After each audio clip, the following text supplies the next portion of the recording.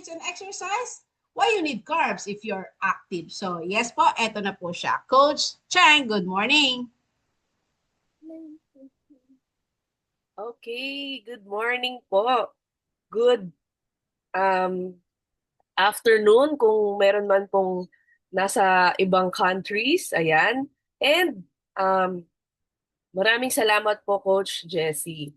Ayan. And of course, good morning. Gusto ko rin pong batiin yung mga first-timers and yung mga nasa ating FB Live na regular attendees. And of course, yung nandito po sa Zoom.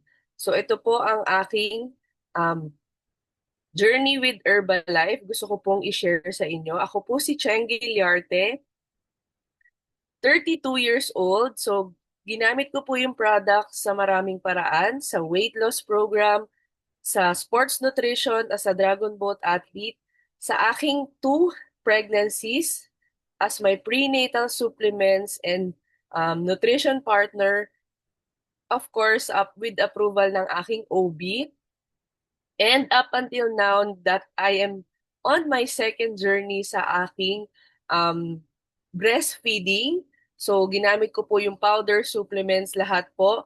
So, to name a few, ang aking mga favorite products po, NRG, Formula 2 Vitamins and Minerals. Bukod po ito sa Aloe Tea Shake. So, Mineral Herbal Complex, Extra Cal, Herbalife Line, Nightworks, Rebuild Strength. Ayan. So, in short po, talagang lahat po talaga kulang na lang isa-isahin ko sa inyong sabihin.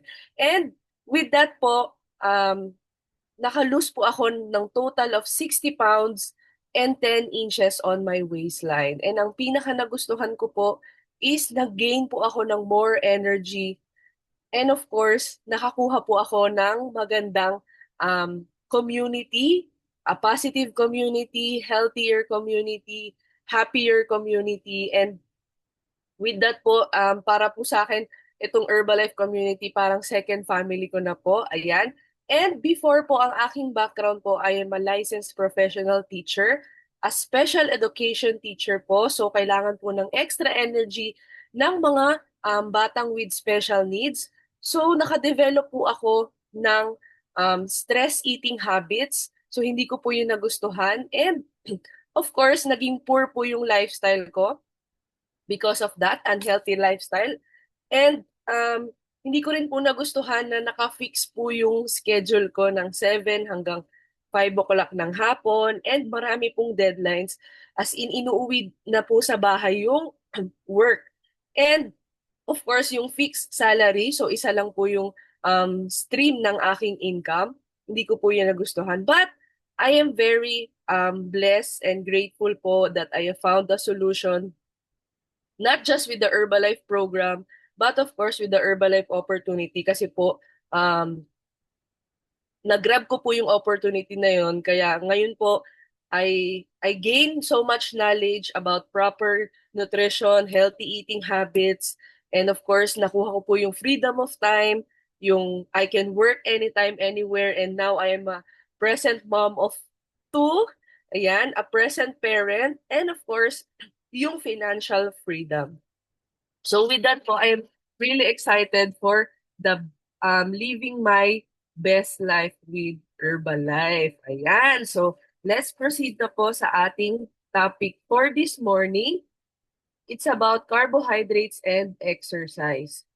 Bakit nga ba natin kailangan ng carbohydrates kung tayo ay active?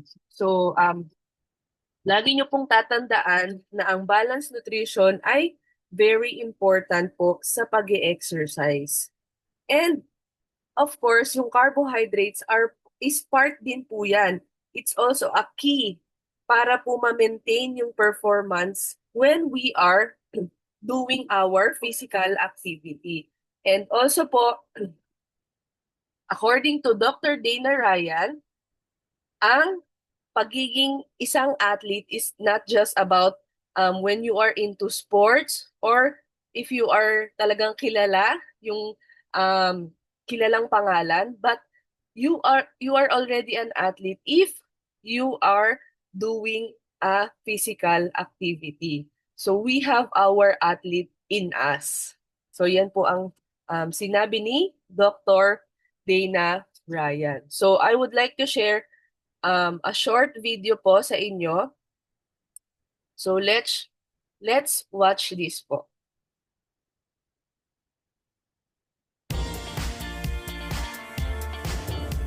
Carbohydrates are one of the big three macronutrients, along with protein and fat. When you eat carbohydrate, it enters your bloodstream in a form called glucose, which is your body's preferred source of fuel. And your brain, in fact, relies on carbohydrate for energy. Vegetables, fruits, whole grains, and dairy products are some of the best sources of carbohydrates. When people say that carbohydrates are bad or should be avoided, they're usually talking about sugars and refined carbohydrates like white bread, white rice, and noodles. Limiting your intake of sugar and refined carbohydrates is generally a good idea, though, because the calories can add up quickly and these foods don't offer much in the way of vitamins, minerals, or fiber. But you still want to give your body the carbohydrate that it needs from the better sources.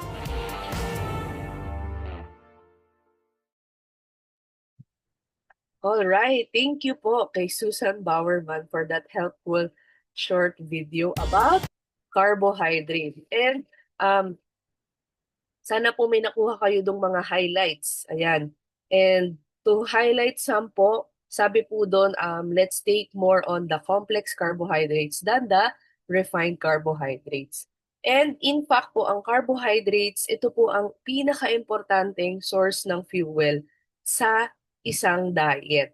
And marami po tayong misconception kapag narinig po natin yung carbohydrates. Ay, carbohydrates, masama yan, ayoko yan, huwag tayong mag-carbs, mga ganon, di ba? Huwag tayong mag-rice, mga ganyan, di ba? So yun po yung lagi nating naririnig. But ang very important po is we need to take healthy carbohydrates. So hindi po natin kaaway ang carbohydrates. So let's discuss po yung 4 reasons bakit po natin hindi dapat iwasan ng carbohydrates and why it is very beneficial po sa atin, sa ating diet. So number 1 po, carbohydrates fuel the brain and muscles. So of course, ito pong carbohydrates is the main source of energy para po sa ating brain and is the fastest way for our bodies to produce energy. O di ba po? And nakakatulong din po ang carbohydrates na mag-fuel sa ating pong central nervous system and sa muscles. So kung iisipin nyo na lang po, para pong ang katawan natin ay isang kotse, so ang kotse po kailangan lagyan ng gasolina para po ito ay umandar. So ganun din po ang ating katawan. Kailangan po ng carbohydrates for energy. And ito pong carbohydrates ay nagsusstore sa ating muscles as glucose. So sinabi din po yun ni Susan Bowerman sa video. And then, magiging glycogen po siya kapag kailangan na po natin itong carbohydrates as energy. Ayan. And number 2. So of course, kailangan din po ng carbohydrates ang ating katawan para po hindi tayo masyadong fatigue and masustain po yung mga Why does gamo-gamo every time? Wait, I need to speak first. Why does gamo-gamo every time? Okay, sorry for the interruption. Ayan. And of course, number 2 po, carbohydrates prevent muscle breakdown. Ayan, so kailangan po talaga natin ng adequate, enough carbohydrates throughout the day para po hindi tayo makadevelop ng muscle breakdown. And of course, kailangan po nating palayain. Kumbaga, ibigay po natin yung job ng protein na mag-repair and rebuild ng muscle tissue. Kasi po, kung hindi po natin makukuha yung enough carbohydrates, kukunin po ni carbohydrates yung trabaho ni protein na mag-repair and rebuild ng muscle tissue. Sabi nga po kanina, ang carbohydrates is for source of energy. It's our fuel. So, kailangan po talaga natin ng enough carbohydrates. And Of course, yung mga professional athletes po talaga, kailangan po nila ng high carbohydrates diet para po sa kanilang endurance, sa kanilang stamina, para po masustain yung kanilang pagtitraining at pag-exercise. And of course, sa mga general naman po na gumagawa ng physical activity, of course, kailangan natin ng 45 to 55% ng calories na makukuha sa carbohydrates. So, kailangan po meron tayong 3 to 5 grams of carbohydrates per kilograms of body weight per day. Again, 3 to 5 grams of carbohydrates per kilograms of yung body weight mo kada araw. Okay? So, ayan po. So, number 3 reason. Carbohydrates before a workout will boost your performance. So, of course, kapag bago ka mag-exercise, di ba, minsan ang pakiramdam mo sluggish ka, mababa yung energy, di ba? So, kahit hanggang nag-workout ka pa, parang hindi pa ganado, di ba? Kulang pa yung energy. So, ang ibig sabihin nun, hindi ka nag-fuel up ng sufficient carbohydrates. So, kailangan mo mag-fuel up 1 to 2 hours before exercise para yung blood glucose mo sa muscles ay nasa optimal levels, nasa normal levels, nasa very good na level siya. And if we will choose yung mga pre-workout snacks, kailangan po yung mga mabibilis lang pong ma-digest. Those are like yung bananas, ayan. And of course, we have yung Formula 1 sport that is available in other country. So, we should avoid din po yung mga foods na high in fiber and fat kapag we want to do our workout kasi nakaka-develop po yun ng gastrointestinal distress sa ating katawan. Ayan. And of course, what is the number 4 reason why is carbs beneficial? Carbohydrates accelerate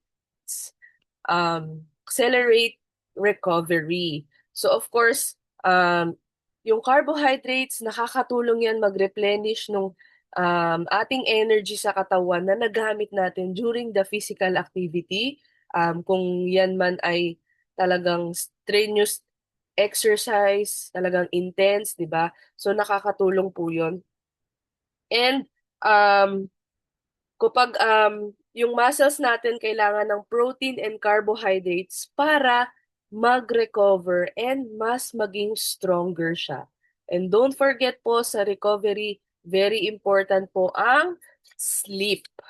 Okay? Because when we rest our body, that's where the muscle recovers and it repairs as well. So mahalaga po ang enough sleep kapag tayo po ay doing a healthy, active lifestyle. Nabanggit po yan kanina sa 7 pillars of good health.